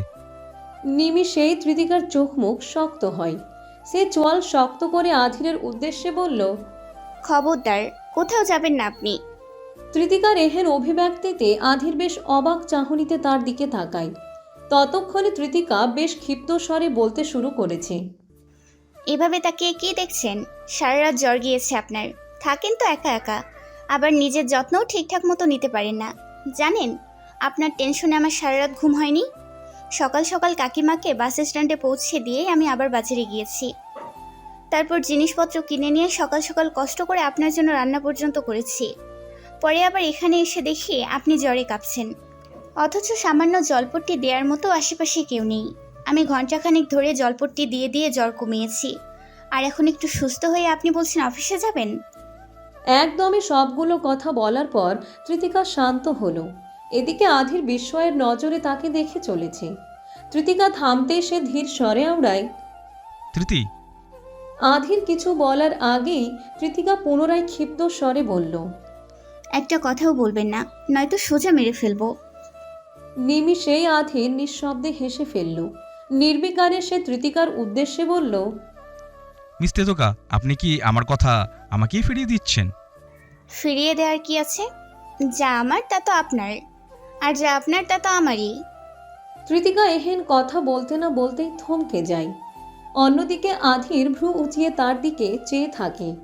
তৃতিকা দ্রুত কথাটা ঘুরিয়ে নিয়ে বলে, অত কথা না বলে দ্রুত খাবার খেয়ে নিন, ঔষধ খেতে হবে। তৃতিকার কথা শুনে আধির আর কিছুই না বলেই বিছানা থেকে উঠতে লাগলো। আর অমনি তৃতিকা তার পা উঁচিয়ে আধিরের এক পাশ আটকে দিয়ে বলল, কি হচ্ছে? বললাম তো আমি আজকে কোথাও যেতে দেব না আপনাকে। আধির তার পাশে তৃতিকার ঠেকানো পায়ের দিকে তাকিয়ে রয়েছে। সে কিছু বলছে না দেখে আধিরের নজর অনুসরণ করে নিজেই নিজের পায়ের দিকে তাকায়। অমনি তার হুঁশ ফেরে এবং দ্রুত গতিতে পা নিচে নামিয়ে ইতস্তত স্বরে আওড়ায়, সরি। আধির সেসবে তোয়াক্কা না করেই বলল, কোথাও যাব না, ওয়েট করো, আগে ফ্রেশ হয়ে আসি। এই বলেই সে তৃতিকাকে আশ্বস্ত করে ওয়াশরুমে চলে যায়। এদিকে তৃতিকা নিজের কাজকর্মে নিজেকেই দোষারোপ করতে থাকে। আধির চুপটি করে বিছানায় এসে বসেছে। অন্যদিকে তৃতিকা ট্রে হতে খাবার নামিয়ে তার হাতে ধরিয়ে দেয়। আধির এক পলক খাবারগুলো দেখে পুনরায় ট্রের দিকে তাকায় এবং কিছুটা কপাল কুঁচকে বলে, এসব কি তুমিই এনেছো? মনে তো হচ্ছে না এইগুলো আমার বাসায় ছিল। তৃতিকা আনমনেই উত্তর দেয়, এবার খেয়ে দেখুন। জানি জ্বরের মুখে খেতে হয়তো খুব ভালো লাগবে না, কিন্তু দ্রুত সুস্থ হতে না খেয়ে উপায় নেই। অবশ্য চিন্তা নেই, খাবারে একদমই ঝাল দেইনি আমি। আধির পুনরায় ভারী শ্বাস ফেলে বলল, এত কষ্ট কেন করছো? কি আশ্চর্য, এখানে কষ্টের কি আছে? আপনিও তো আমার জন্য কম কষ্ট করেননি। যদি আমার দেখভাল করা আপনার দায়িত্ব হয়, তবে আপনার দেখভালের দায়িত্বও তো আমার, তাই না? তৃতিকার হাসি মুখে বলা অভিব্যক্তিতে আধির প্রশান্তিতে শ্বাস ফেলে। অতপর হাত বাড়িয়ে চামচটা হাতে নিয়ে পুনরায় আচমকা তা রেখে দেয়। তার এহেন কাজকর্মে তৃতিকার কপাল কুঁচকে যায়। সে উৎসুক দৃষ্টিতে এক পলক আধিরকে দেখে বলে, কি হয়েছে? কোনো সমস্যা? আধির নির্বিকারে তার দিকে চেয়ে নিস্পৃহে বলল, খাইয়ে দাও। আধিরের এহেন অভিব্যক্তিতে তৃতিকার চোখ ছানা বড়া। সে বিস্ময়ের নজরে আধিরের দিকে তাকিয়ে থাকে। আধির পুনরায় নির্বিকারে বলল, তুমি যখন অসুস্থ ছিলে তখন দায়িত্ব অনুযায়ী আমিই তোমাকে খাইয়ে দিয়েছি, এবার তুমি তোমার দায়িত্ব পালন করো।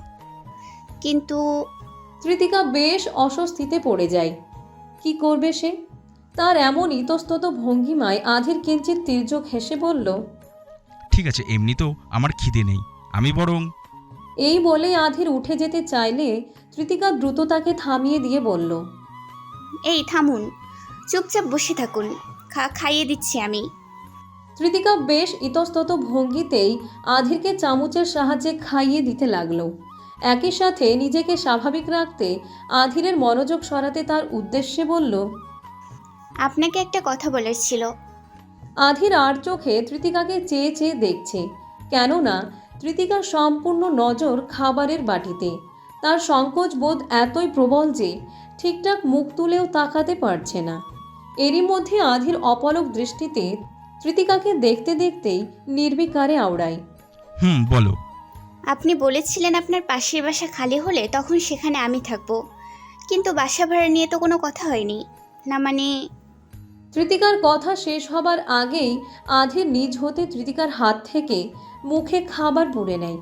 অতঃপর নির্বিকারে খাবার খেতে খেতে বলে, এইসবের চিন্তা করতে হবে না, কবে আসতে চাইছো তা বলো। তৃতিকা খানিকটা দ্বিধাদ্বন্দ্ব নিয়েই বলল, চিন্তা করতে হবে না মানে আপনার বাসার পাশে উঠবো মানে এই না যে সেটাও ফ্রিতে। বেশি বুঝো না তিথি, আমি ফ্ল্যাটটা একেবারে কিনে নিয়েছি, ওটা ভাড়া দিতে হবে না। এহেন কথা শুনে তৃতিকা বেশ অবাক হলো। সে কিছুটা বিস্ময়ের স্বরেই বলল, কি বলছেন এসব? পুরো ফ্ল্যাট কিনে নিয়েছেন? তাহলে তো অনেক টাকা। আধিরের খাবার খাওয়া প্রায় শেষ। সে পানি খেয়ে নিয়ে তৃতিকার উদ্দেশ্যে চেয়ে নির্বিকারে বলল, মিস তেতুকা, আমি তো বলেছিলাম এত চিন্তা করতে হবে না আপনাকে। আধির এই বলে উঠে দাঁড়ায়। অন্যদিকে তৃতিকা বেশ চিন্তা ভাবনায় পড়ে যায়। এরই মধ্যে তৃতিকা আনমনে পেছন হতে আধিরের উদ্দেশ্যে বলল, আপনি তো একাই থাকেন, শুধু শুধু আলাদা ফ্ল্যাট কিনে টাকা নষ্ট করার কি প্রয়োজন ছিল? আধির নির্বিকারে উত্তর দেয়, চিন্তা নেই, ফিউচারে আমাদের ছেলে মেয়েদের কাজে লাগবে। তৃতিকা আনমনে নিজের মতো ভাবনা চিন্তা করছিল। ফলাফলস্বরূপ সে আধিরের কথা ঠিকঠাক শুনতে পায় না, তবে যা শোনে তাতে বেশ বিস্মিত হয়। তৃতিকা নিজেকে আশ্বস্ত করে পুনরায় আধিরের উদ্দেশ্যে বলল, জি, কি বললেন আপনি? আধির তৃতিকার এহেন অভিব্যক্তিতে পেছনে না ফিরে মৃদু হাসে। আনমনে সে তৃতিকার উদ্দেশ্যে বলল, কিছুই না। এই বলেই সে রুম থেকে বেরিয়ে যেতে যেতে পুনরায় তাচ্ছিল্যের সহিত নিঃশব্দে হেসে আওড়ায়। পাক নিয়ে একটা, সবসময় বেশি বেশি বুঝে, অথচ আসল কথাটাই বুঝবে না। আধির সকালের চেয়ে বেশ সুস্থ বোধ করছে। তৃতিকাও এতে বেশ স্বস্তি পেল। দুপুর অবধি আধিরের দেখভাল করে সে তার বাসা হতে বেরিয়ে এলো। বিকেলে আবার আসতে হবে। তবে হয়তো সরাসরি এই বাসাই নয়, পাশেই একটা পার্ক রয়েছে। এই জায়গায় মানুষের কোলাহল বেশ কমই থাকে, আর সেখানে বিকেলের দিকে যেতে হবে। কেননা আধির তাকে এই ঠিকানাটা দিয়ে বলেছে সে তার জন্য অপেক্ষা করবে। তৃতিকা বাড়িতে পৌঁছে দ্বিধাদ্বন্দ্বে পড়ে যায়। আধিরের কিনে যাওয়া জামা কাপড়ের তো শেষ নেই। বেশিরভাগই তার পরার সুযোগ হয়নি। এতগুলো খুব সুন্দর সুন্দর জামার মাঝে আজ কোনটা পরে যাবে সে? আবার বাহিরের আবহাওয়া আজ তেমন ভালো না, হুট করে কেমন গুঁড়ি গুঁড়ি বৃষ্টি ঝরছে। আবার তাড়াতাড়ি তাকে তৈরিও হতে হবে। বিকেল প্রায় হয়ে এলো বলে বেশি দেরি করা ঠিক হবে না। এরই মধ্যে তৃতিকার নজর আচমকা একটা কালো রঙের ব্যাগের দিকে পড়ে। নিমিষেই তার কপাল খানিক কুঁচকে যায়। এটা তো আধিরই তাকে দিয়েছিল, অথচ সে এটা এখন অবধি খুলেও দেখেনি। তৃতিকা আর দেরি না করে দ্রুত ব্যাগটা খুলে দেখে নিমিষেই সে বিস্ময়ে চমকে ওঠে। শাড়ি! আধির তাকে শাড়ি দিয়েছে, তাও অদ্ভুত স্নিগ্ধ নীল রঙের শাড়ি, যাতে হালকা সাদা ও সোনালি শেডও মিশ্রিত হয়েছে। দেখেই বোঝা যাচ্ছে শাড়িটা বেশ দামি। আবার শাড়ির সাথে রেডিমেড ব্লাউজও রয়েছে। তৃতিকা আগ্রহবশত নিজের সাথে মাপ নিয়ে দেখে, একদম খাপে খাপ মিলে গিয়েছে। এতেও সে বেশ অবাক হলো। এরই মধ্যে তৃতিকা খেয়াল করলো ব্যাগের ভেতর আরও কিছু রয়েছে, যা দেখে সে আরও বেশি অবাক হলো। শাড়ির সাথে একদম মিলিয়ে নীল ও সাদা সাথে হালকা সোনালি রঙের মিশ্রণে সুসজ্জিত কতগুলি রেশমি চুড়ি। একই সাথে সে পেল একটা ছোট্ট সাদা রঙের চিরকুট। তৃতিকা দ্রুত চিরকুটটা খুলতেই আরেক দফায় বিস্মিত হলো। একটা সাধারণ কাগজে বেশ তাড়াহুড়ো করে লেখা কিছু পংক্তি। তৃতিকা বেশ মনোযোগ ও বিস্ময়ের সহিত প্রত্যেকটা লাইন পড়ল। মিস তেতুকা, আপনার প্রিয় রঙের আবেশের এই শাড়ি আর চুড়িগুলো আপনার জন্যই বেছে নিলাম। জানি হয়তো এমন সাজে আপনাকে খুব একটা দেখা যায় না, তবুও চাই একদিন আপনি যেন এইগুলোই পরে আমার সামনে আসেন। আপনাকে সাজানো বা নিয়ন্ত্রণ করার জন্য নয়, বরং আপনাকে ঠিক যেভাবে আমি অনুভব করি সেইভাবে একবার দেখতে চাই বলেই। তবে হ্যাঁ, আপনি যেমন আছেন সেটাই আমার কাছে যথেষ্ট। কিন্তু এই ইচ্ছেটুকু শুধু নিজের কাছেই আটকে রাখতে পারিনি, তাই চেয়ে নিলাম। ইতি, মিস তেতকার মিস্টার খারুশ। বৃষ্টির বেগ কখনো কমছে তো কখনো বাড়ছে। এদিকে তৃতিকার সাজগোজ প্রায় শেষ। বেশ তড়িঘড়ি করেই সে শাড়িটা পরেছে। যদিও ঘরে আয়না নেই, তবে তার মনে প্রাণে বিশ্বাস এই শাড়িতে তাকে বেশ মানিয়েছে। কিন্তু এর জন্য সম্পূর্ণ কৃতিত্ব সে আধিরকেই দিতে চায়। কেননা তার মতে আধিরের পছন্দ বরাবরের মতোই মারাত্মক। এই স্নিগ্ধ হালকা আকাশি নীল রঙের শাড়িটা তার সাথে একদম খাপে খাপ মিশে গিয়েছে। তবে সে একটা বিষয় বেশ অবাক হয়েছে।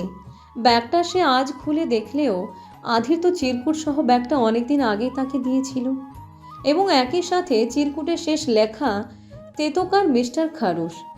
এই ব্যাপারটা বেশ আশ্চর্যজনক। তৃতিকা যে তাকে খারুশ বলে ডাকে, এটা সে আগে থেকেই জানতো। কবে শুনেছে এই কথা? কই, সে তো কখনো আধিরের সামনে এসব নামে তাকে ডাকেনি। অবশ্য ডাকবে কি, সাহসী তো হয়নি। আপাতত এসব ভাবনা চিন্তা সে তার মনের মধ্যেই চাপা দেয়। তৃতিকার শাড়ি পরায় তেমন দক্ষ নয়, তবে যতটুকু পারে তাতে কোনো মতে কাজ হয়ে যায়। যথারীতি শাড়ি পরা শেষ করে সে চুড়িগুলো আলগোছে পরে নিল।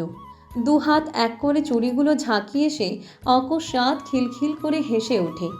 নিমিষেই গ্যাজদাতের অদ্ভুত সৌন্দর্য ফুটে ওঠে তার অধরে। কেন যেন তার অনেক বেশি খুশি লাগছে এই মুহূর্তে। একই সাথে অনুভূত হচ্ছে অদ্ভুত এক অনুভূতি। তৃতিকা এবার জুতো পরতে গিয়ে দ্বিধাদ্বন্দ্বে পড়ে যায়। সেদিন আধির জামার সাথে সাথে আরও দুজোড়া জুতাও কিনে দিয়েছিল, তবে এই শাড়ির সাথে সেগুলো তেমন পরার ইচ্ছে জাগলো না। যথারীতি সে আধিরের দেওয়া সেই কালো জুতো পরে নিয়ত ছিল এই জিনিস সে আর কখনোই পরবে না, অথচ সে আজ নিজ হতেই এই জুতো জোড়া পরে নিয়েছে। শাড়ির সাথে খুব একটা খারাপ লাগছে না। অতঃপর কি যেন ভেবে তৃতিকা একটা টিপের পাতা বের করে। এটা সেদিন আসিফ তাকে জিনিসপত্রের সাথে এক প্রকার জোর করেই কিনে দিয়েছিল। তার কাছে সাজসজ্জার জন্য কোনো আলাদা প্রসাধনী নেই, তবে এই টিপের পাতাটা আজ কাজে লাগবে। অনেক রঙের টিপের মাঝে তৃতিকা বেছে বেছে একদম ছোট্ট সাইজের কালো রঙের টিপটাই পছন্দ করলো।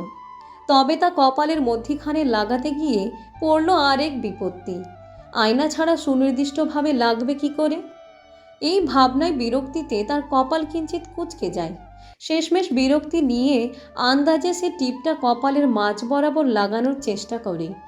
সফল হয়েছে কি না তা না জানলেও সে ওভাবেই বাড়ি হতে বের হবার সিদ্ধান্ত নেয়। তৃতিকা বেশ উচ্ছ্বাসিত চিত্তে বাড়ি হতে বের হবার জন্য দরজার দিকে এগিয়ে যায়। তৎক্ষণাৎ আবার জানালা দিয়ে বাহিরের আবহ দেখে থমকে দাঁড়ায়। ছাতা না নিয়ে বাহিরে যাওয়া সম্ভব না। যথারীতি সে তার পুরনো দিনের ছাতা নিতে গিয়ে বেশ আশ্চর্য হলো। হঠাৎ তার নজরে এলো নীল রঙের এক ছাতা। এটা তো আধিরের, যা দেওয়ার সময় আধির স্পষ্টভাবে বলেছিল ছাতাটা যেন সময় মতো তাকে দিয়ে দেয়, অথচ এটা এখনও তার বাড়িতে এভাবে পড়ে আছে। তৃতিকা শেষমেশ সেই ছাতাটাই তুলে নেয় এবং নিস্পৃহে বেরিয়ে পড়ে বাড়ি হতে। হুড়তোলা রিকশায় বসে চলে যায় তার নির্দিষ্ট গন্তব্যের উদ্দেশ্যে।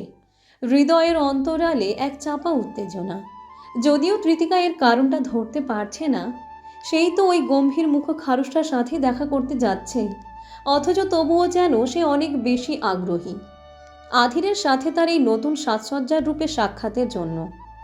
আধির নির্জনে পার্কের একপাশে সাদা রঙের প্রলেপে মোড়ানো কাঠের বেঞ্চে বসে রয়েছে। পরনে সাদা রঙের পাঞ্জাবি।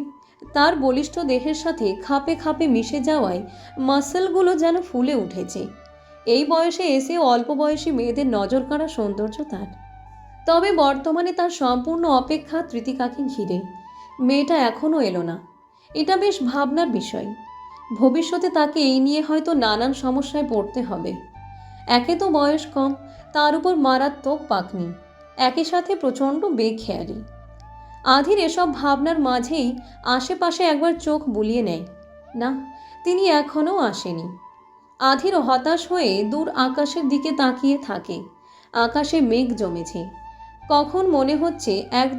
কখনো মনে হচ্ছে এক দুই ফোঁটা জলবিন্দু এসে তার গায়ে লাগছে, তো কখনো মনে হচ্ছে মেঘগুচ্ছ নিজেদের মতো গুটিয়ে পালিয়ে যাচ্ছে। আধিরের অসুখ পুরোপুরি কমেনি, শরীর এখনও ক্লান্তিতে নিমজ্জিত। শুরুতে তৃতিকার অপেক্ষায় বেশ ভালো মতোই সময় পেরিয়ে গেলেও এখন তার প্রচণ্ড বিরক্ত লাগছে। ভেতর ভেতর অস্থির হয়ে উঠল সে। এরই মধ্যে তার নজর পড়ে পাশে এক কাঠগোলাপ গাছের দিকে। সে গাছের আগায় অনেকগুলো ফুল ফুটে রয়েছে। আধির এক মনে সেদিকে তাকিয়ে থাকার পর একগুচ্ছ কাঠগোলাপ ফুল ছিঁড়ে তুলে নেয়। যদিও এমন কাজকর্ম সে সচরাচর করে না, তবে আজ আর কোনো বাধাও সাধছে না নিজেকে। যথারীতি আধির ফুলের থোকাটা হাতে নিয়ে তার দিকে অপলকভাবে চেয়ে রইল। অতঃপর ধীরস্বরে আওড়াতে লাগলো,